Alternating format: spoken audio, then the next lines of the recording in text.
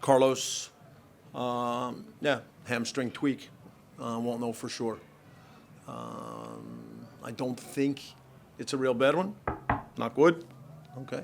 But we weren't taking any chances. Obviously, he's a huge competitor, so he's not too happy when he comes off. But we're not going to put him in further, take a bigger risk and leave him out there when we know by the reaction that he's now felt a little something. So that's how that decision was made.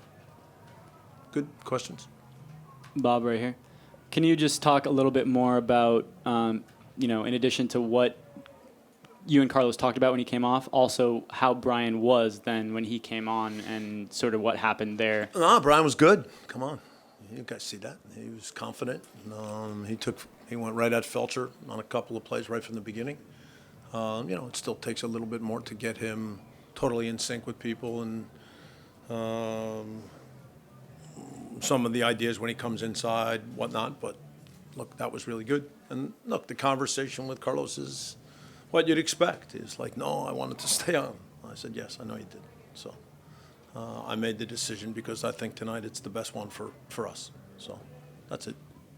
Vela, what's kind of the next step here? Do you guys MRI him or what happens here? Tomorrow. Okay. So. And how do you kind of anticipate also kind of handling him in training over the coming weeks, regardless? Depends how bad it is. So, look, we have a great performance staff, great medical staff.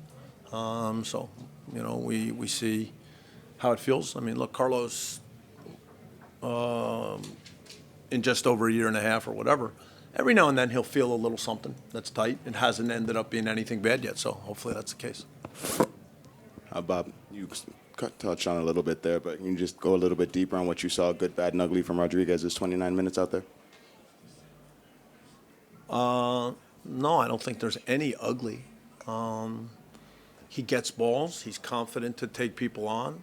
He cut inside to shoot. He beat the defender to the left to get some balls across. For someone who's just coming into a team, I think those are all really positive.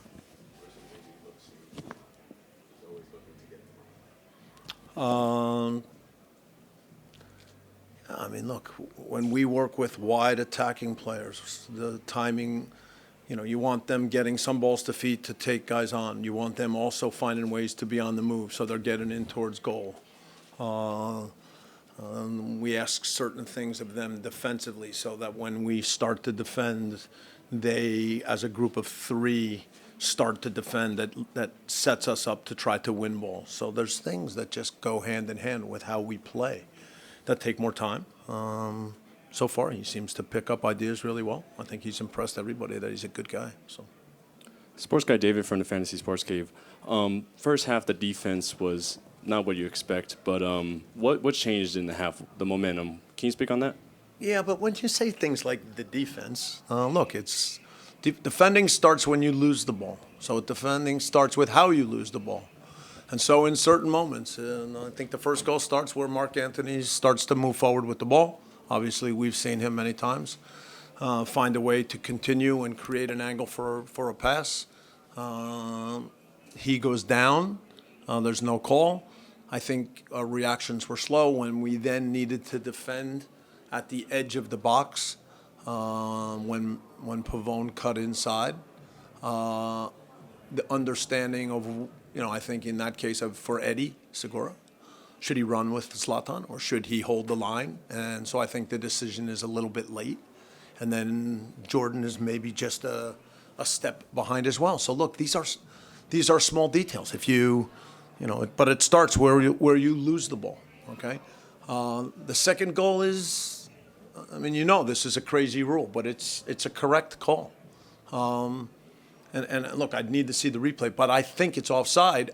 Only Walker makes a play on the ball, and he jumps, and it skims off the top of his head, and they say, and the rule is that if a defender makes a play on the ball, so it's no longer that at the moment that the pass is made is the player in an offside position, okay?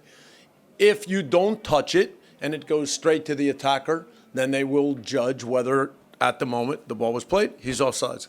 But if a defender tries to make a play on the ball, even if you jump as high as you can, Walker's a pretty big guy, and tries to win the header and clear it, if it skims off the top of his head and continues, that's considered a play on the ball. And then even if you're in an offside position, then that play continues. So that's one of these moments where, but I would still say that in that stretch of the game, we forced too many plays. You know, the ability to find the right passes, to play from inside outside, and then find ways to come back inside. If the guy on the ball takes too long, and then even if the window's not there, just fires a ball into a tight spot, not only will you lose it, but you'll lose it in a way that you'll pay a price going the other way, because it's impossible to in any way react and counter press those kind of turnovers. So, you know, I thought we had some moments where, like I said, we were anxious to do the things that we want to do all the time, but man, we did them in such a, you know, like we were so eager to make those things happen that we forced plays and played right into their way. You know, what did they want to do? They wanted to use the midfield numbers, and then when certain plays came, to see if they could produce some turnover there and then quickly go in the counter. Yeah, it's a normal thing. They have good attacking players. So if you turn balls over in those spots, and Pavone is on the move, and Antuna is on the move, and Fabio Alvarez is on the move, and Zlatan is still positioning himself to be part of the play, whether it's to make a pass or just to be the guy at the end of it. If you lose those kind of balls, then yes, you can't defend that. You know, you've already put yourself in a terrible position because you've forced plays and played into their hands. So I thought we did that early on. You know, we, like I said, 1-1. We give up the early goal. We get back to 1-1. Very quickly, there's this play with Walker, and then we kind of lose our way. And then we were able to fight our way back to get it to 3-2. And then we speak about it, and then I thought the second half was better. I mean, if you compared the first half to the second half, a lot of guys played well in the second half, all right? Not many guys played well in the first half. So, yeah, I mean, we did it to ourselves. And like I mentioned, they have an ability then in those moments to make you pay. So that's what we have to learn. That's what I meant when I said at the beginning, that's the next step for us to become a really good team. That, yes, over 90 minutes, we can get control. We can do the things we always do. But we can't be so anxious to make all of it happen right from the start of the game that the next thing you know, we're leaving ourselves wide open. So, yeah, we got to look hard at that, talk more about it, and continue to work to become a team that knows how to handle those moments in the game.